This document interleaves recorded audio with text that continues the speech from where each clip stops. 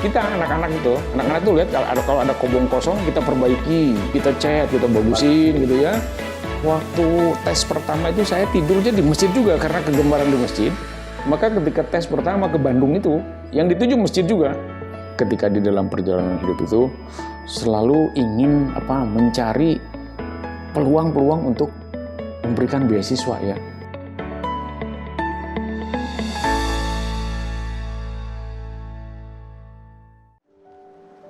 Oke, baik, luar biasa Pak Prof ternyata ya. Hambatan, rintangan selalu ada, tapi ya tadi kita harus ada doa, usaha, ikhtiar dan tawakal. Dan memang menjadi guru besar ini tidak melalui hal yang mudah. Tentu banyak proses yang dilalui oleh Pak Prof sendiri. Mungkin bisa diceritakan Pak Prof bagaimana dulu orang tua Pak Prof memberikan pendidikan di keluarga kepada Pak Prof, kepada adik dan kakak dan keluarga yang lain. Ya, sebenarnya gini, mungkin orang tua saya itu tidak terlalu jauh berbeda ya dengan orang tua yang lain, apalagi hidup juga di kampung ya. Dulu saya di kampung Jejerukan, di Pamanukan. Tapi yang jelas kampung itu memang kampung yang memberikan pengalaman yang luar biasa bagi saya. Artinya bahwa kampung itu sudah menempa saya sejak kecil untuk menjadi orang yang istilahnya itu struggling ya, berjuang untuk hidup itu seperti apa. Misalnya ketika kecil itu saya sebelum sekolah sampai SMA itu tidur itu tidak di rumah. Tidak di rumah. Kami itu di kampung itu tidur itu di tajuk atau di masjid gitu. Misalnya saya berpindah-pindah dari mulai tajuk yang paling dekat, tajuk Kaler, istilahnya itu tajuk Kaler itu di situ tajuk utara ya, di sebelah utara. Itu tajuk ketika saya mulai belajar Abatasa.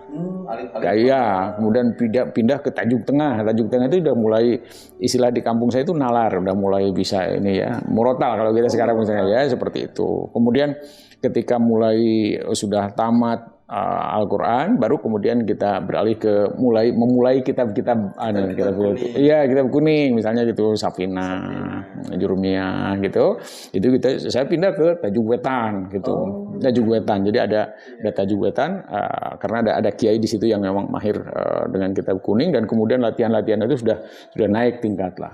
Dan ujungnya ketika saya sudah mulai masuk SMA atau sebelum SMA lah gitu ya, SMA awal itu saya pindah ke masjid gede. Jadi di saya itu kalau tajuk ya tajuk musola kecil ya. Iya, musola kecil. Nah, kemudian di masjid. Di masjid itu kemudian bertemu dengan kiai yang lebih sepuh ya. Dulu saya punya kiai namanya Ajengan Toat, kemudian Haji Mahmud gitu ya. Kang Gofar gitu ya. Itu dulu memberikan warna kepesantrenan, padahal saya ini bukan anak pesantren, bukan, tapi kebetulan ya kampungnya dari kampung yang memang relatif terwarnai dengan nilai-nilai kesantrian. Ya. Ketika sudah di SMA pun masih tetap tidur itu kami di masjid.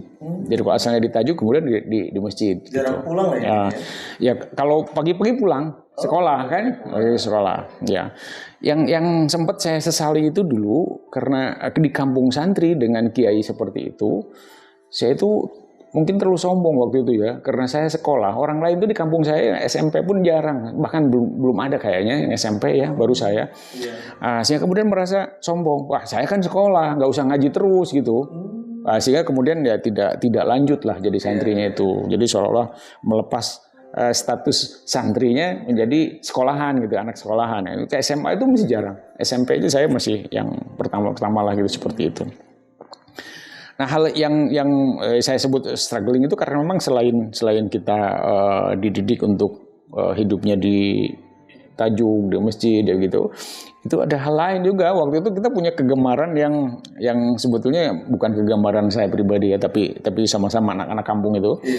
Di kami itu ada kobong dulu itu di kampung kami itu. Nah, kobong itu biasanya tidak diperbaiki atau tidak dicat oleh tokoh atau yayasan atau apa, enggak. Kita anak-anak tuh lihat kalau ada kobong kosong kita perbaiki, kita cat, kita bagusin gitu ya. Kemudian kita tempati. Tapi kalau ada santri dari luar daerah yang masuk ke kampung saya, maka kami harus keluar, dan itu rela aja kita korbankan aja, silahkan aja gitu. Jadi kalau ada yang dari luar kota dari luar kampung kita lah gitu, ke situ ya sudah kita berikan. Itu biasanya santri-santrinya itu dari daerah Jawa ya, daerah Brebes gitu, Bumi Ayu, ada yang dari Cirebon. Nggak tahu ya, perjalanan santri itu kan bolak-balik tuh, ada yang dari timur ke barat, ada barat ke timur gitu ya, jadi seperti itu. Jadi kami sudah terbiasa memperbaiki kamar atau kobong, kemudian kalau sudah terbaiki ada orang baru ya sudah kita berikan gitu. Jadi ini rasanya juga belakangan baru kita dapat pelajaran dari situ ya. Oh ternyata dulu kiai-kiai saya di kampung itu memberikan nilai yang istilahnya itu harus rela mengorbankan sesuatu yang walaupun itu sebetulnya bentuk sesuatu yang berharga itu ya terus terang aja beli cat saja dulu itu kan rasanya mahal gitu ya, tapi sudah dibuat dicat kemudian orang lain masuk ya situ kita berikan aja, apalagi orang dari luar kota yang jauh seperti itu. Ini hal yang berbeda. Jadi sebetulnya didikan awal itu dari situ. Jadi artinya bahwa bukan hanya dari orang tua, tapi lingkungan memang membuat kita terdidik seperti itu dari awal tuh. Jadi kita tuh tidak diasuh secara langsung, secara pribadi oleh orang tua saja, tapi juga kampung itu mendidik membuat seperti itu.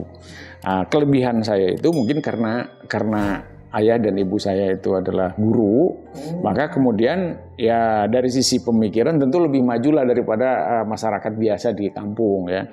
Sehingga pada akhirnya saya bisa berlanjut sekolah, kemudian terus sampai ke perguruan tinggi dan seterusnya. Nah, hal yang terus juga memberikan kesan yang lain adalah bahwa ya terus terang gaji guru waktu itu sangat kecil ya, untuk biaya hidup saja udah repot. Sehingga kemudian ketika saya ingin melanjutkan ke perguruan tinggi itu perjuangannya lumayan luar biasa. Waktu tes pertama itu saya tidurnya di masjid juga karena kegemaran di masjid. Maka ketika tes pertama ke Bandung itu yang dituju masjid juga. Gitu. Ketika daftar kita tidur di daerah Kebon Karet ya. Kebon Karet stasiun, di dekat stasiun. Stasiun. Nah, kita tidur di situ. Mengapa di situ? Karena memang itu sebetulnya untuk mendekatkan kita ke mana? Ke rumah sakit paru-paru Cibadak dan rumah sakit mata Cicendo, karena harus tes buta warna dan lain-lain juga itu. Kemudian karena kita ya orang lembur ya, kita berhemat itu kita dari situ terus jalan ke Unpad daftar gitu, terus ke UPI, IKIP dulu ya, ke IKIP. Jalan kaki dulu. Kita sempat jalan kaki karena takut nyasar, kalau pakai angkot takut nyasar misalnya gitu ya jalan kaki kita. Nah, kemudian ya sekali lagi testing tuh di masjid. Tapi saya menyadari betul bahwa tidur di masjid itu memiliki kesan tersendiri di warga sekitar. Malam-malam kita diundang makan oleh masyarakat itu ya, makan. Mungkin karena kita tidurnya di masjid, terus ketahuan bahwa kita ini sedang daftar ke perguruan tinggi, tapi memberikan kesan kepada saya itu bahwa rasa kebersamaan itu memang sebetulnya masih ada di lingkungan kita itu ya. Sehingga kemudian ketika kita tidur di masjid, diundang makan dulu malam-malam. Dan kami baru sadar bahwa yang mengundang kami itu bukan orang kaya sebetulnya. Dia hanya tukang parkir yang rumahnya kebetulan di sekitar situ, di Kebon Karet waktu itu. Kami diajak makan malam-malam. Nah ini karena kita tidurnya di masjid, kan malam-malam itu saya sudah kalau mau hasil maksud maka coba wirid. Saya ingat betul wiridnya itu Bismillahirrahmanirrahim gitu. Pokoknya baca Bismillahirrahmanirrahim lah, satu malam itu sekian gitu ya itu dia. Jadi betul-betul luar biasa lah, dari perjalanan ini luar biasa. Nah kemudian saya akhirnya harusnya masuk IKIP ya dulu. Ya inginnya jadi dokter lah. Inginnya jadi dokter sama seperti yang lain. Karena merasa ya terus terang saja kalau di SMA saya tidak pernah kalah orang-orang lain itu. Saya ranking pertama terus kalau di SMA ya, ranking 1. Jadi kemudian dalam pikiran saya, wah kalau ranking 1 terus kan kedokteran tuh, begitu, rasa pinter sendiri gitu. Ternyata ya kemudian belakangan kita sadar bahwa persaingan itu tidak cukup hanya sekedar ranking 1 di SMA lembur gitulah, ya di SMA lembur ya, ternyata banyak SMA yang sudah. Bahkan kemudian saya menyadari betul ketika masuk ke IKIP itu, saya masuk ke jurusan pendidikan kimia IKIP Bandung gitu. Prestasi saya nggak bagus awal-awal tuh, sangat jelek ya, sangat jelek karena kita tuh ada semacam shock ya gitu. Batur mah geus barisa gini gitu ya. Batur mah geus diajar gini gitu. Jadi orang lain standar udah tinggi, kita tuh segala macam nggak bisa. Ya mohon maaf kalau dulu saya katakan ketika saya sudah jadi guru ya, sudah belajar di IKIP itu, sadar betul bagaimana mungkin kita bisa berkualitas bagus kalau yang ngajar kita itu istilah itu ya mohon maaf, guru yang dari sisi kualifikasi maupun kompetensi mungkin belum sesuai dengan kalau sekarang belum sesuai standar lah gitu ya. Jadi belum memenuhi standar lah, baru guru seadanya lah istilahnya itu ya, guru seadanya.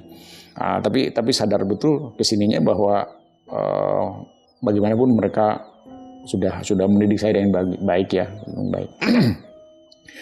Nah sadar akan itu, bahkan IPK saya itu jelek gitu. Jadi tapi saya punya ini kembali bahwa orang lain tuh memperhatikan kita. Saya punya wali studi, sekarang profesor Mulyati Arifin namanya, dulu Ibu Mulyati. Masih ya. ini, Sekarang masih hadir. Kemarin juga saya undang pengukuhan, hanya beliau tidak bisa hadir. Saya katakan ini orang sangat menentukan. Ketika jelas-jelas prestasi saya jelek itu, beliau panggil saya, kemudian kamu katanya dulu di SMA-nya bagus terus, ini rapotnya saya pegang katanya gitu ya, bagus terus, ranking 1 terus. Tapi sekarang di sini kok jelek sekali prestasinya.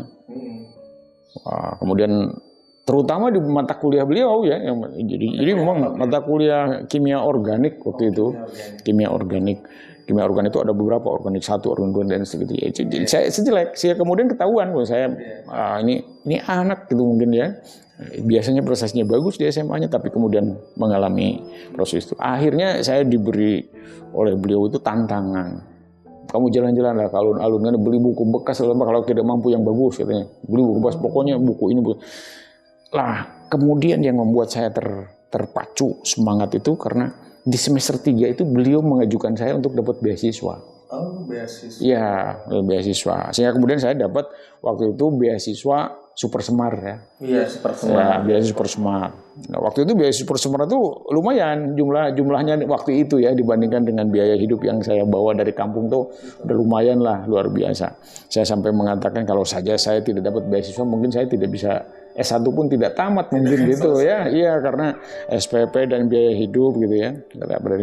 Palingnya memang tantangan seperti itu. Jadi beasiswa sampai selesai. Beasiswa sampai selesai. Bahkan beberapa bulan setelah selesai masih dapat beasiswa. Nah, baru kemudian ya saya merasa kalau sudah tamat ya kemudian dihentikan. Walaupun memang SK-nya sih, SK beasiswanya masih ada ya, masih ada. Kemudian mungkin itu juga yang menyebabkan saya ketika di dalam perjalanan hidup itu selalu ingin mencari peluang-peluang untuk memberikan beasiswa ya. Jadi ujungnya ketika saya sekolah itu S1 ya dengan beasiswa, S2 dengan beasiswa, S3 juga dengan beasiswa gitu ya. Pada akhirnya ada semacam tantangan dalam diri saya itu untuk juga ingin menjadi orang yang memiliki memiliki sesuatu yang untuk diberikan kepada yang lain, berbagilah gitu ya, berbagi. Sehingga ketika kemudian saya jadi pengurus NU, bahkan menjadi sekretaris NU, itu saya sempat mengumpulkan seluruh cabang se-Jawa Barat untuk menggagas lembaga beasiswa. Karena saya betul-betul terinspirasi dengan beasiswa yang saya dapat itu, sehingga kemudian saya ingin anak-anak NU itu kuliah gitu. Anak-anak itu kuliah, bukan hanya pesantren tapi kuliah juga. Ini tinggi loh, terangsang seperti itu.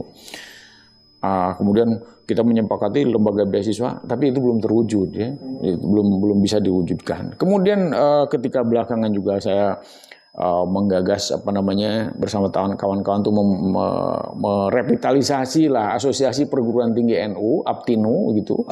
Iya, kemudian yang sekarang menjadi LPTNU lah, Lembaga Pendidikan Tinggi NU ya gitu. Dulu saya juga bersama-sama teman-teman itu satu hal yang kita harus memberikan beasiswa untuk anak-anak kita. Karena apa? Karena sadar betul anak NU itu butuh orang yang secara langsung memberikan support untuk membuat agar terutama anak-anak NU yang dari kalangan menengah ke bawah lah ya gitu, untuk kemudian memiliki peluang untuk mengikuti pendidikan tinggi di berbagai cabang atau di karena waktu itu sadar betul saya itu ya, jadi bahwa potensi dari sisi jumlah besar warga NU itu, besar sekali. tapi dari sisi kompetensi dan kualifikasi itu masih rata-rata rendah. Ya, jadi misalnya ya pesantrenan banyak lah gitu. Tapi semua orang sadar bahwa kita punya SDM yang relatif masih sangat kurang pada yang lain, bidang-bidang yang lain. Ya. Jadi di bidang agama terus gitu, yang lain terlepaskan, ya, yang lain terlepaskan. Sampai saya ingat betul, ya saya ingat betul waktu itu saya sempat berdiskusi dengan Profesor Sanusi gitu.